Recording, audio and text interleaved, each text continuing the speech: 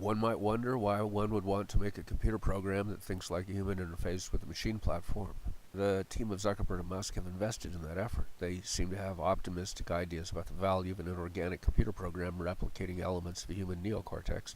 There isn't anything wrong with the neocortex of a seal or whale, of course, except in the latter the axons are farther apart with thicker connections, making for a little slower processing speed compared to a bullet chess player.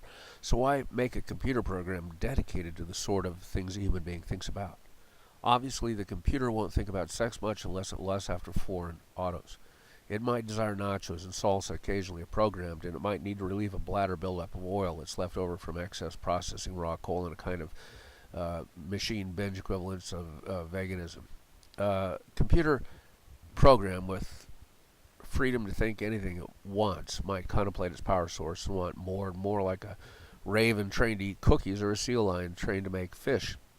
Would they know when to stop and be satisfied? How long would a computer program that has artificial intelligence contemplate the morning dew and the sunshine glistening through the drops on fresh green leaves? Enough time to form metaphors and poems driven by subconscious desires. It is possible that an artificial intelligence program with the subconscious would not be entirely rational, as are human beings that awaken from a dream state and never panic or confuse reality, shoot someone through a door believing it's a burglar instead of a friend. Machine artificial intelligence programs would be limited to their thought capability solely by the limits to the power source. Immortality might mean having desktop fusion units installed, and time then could warp. The machine would have all of the time in the universe to contemplate the meaning of string theory and emergence of the first one-dimensional energy quanta from nothingness, or fill out its NCAA brackets for an ideal future college season. Human beings are adapted to short-term goals comprising sustaining biological requisites. Without earnings credits, one can't buy food, socialize, or cut down global forests to build stick-frame houses or automobiles to produce global warming. Sleep, hunger, dreaming, waking, moving, contemplation of the empirical world. Those are human interests. Programs with abstract sensory inputs still haven't the correlating physical sensations or needs associated with them. Human sensations are structured with an environmental integration corresponding to survival. Perhaps thought is itself an engine for growth, directing consciously the macroorganism to better ends than would be suitable for a tree rooted in one place or a whale with a limited yet meaningful environment.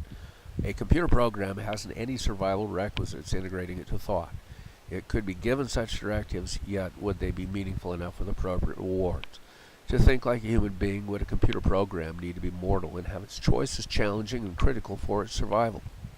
Wouldn't it need to be able to err in thought and perish as a consequence? If it was to evolve like a human, a little more through natural selection of the intelligent, wouldn't it need a spiritual sense in order to have a sense of well-being?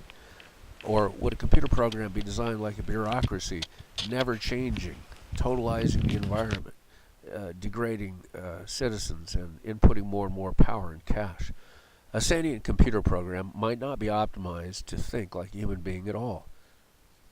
Perhaps it should be made to think like an implicit poem developing more meaningful blank verse that is entertaining for others to watch performed on a 3D computer stage.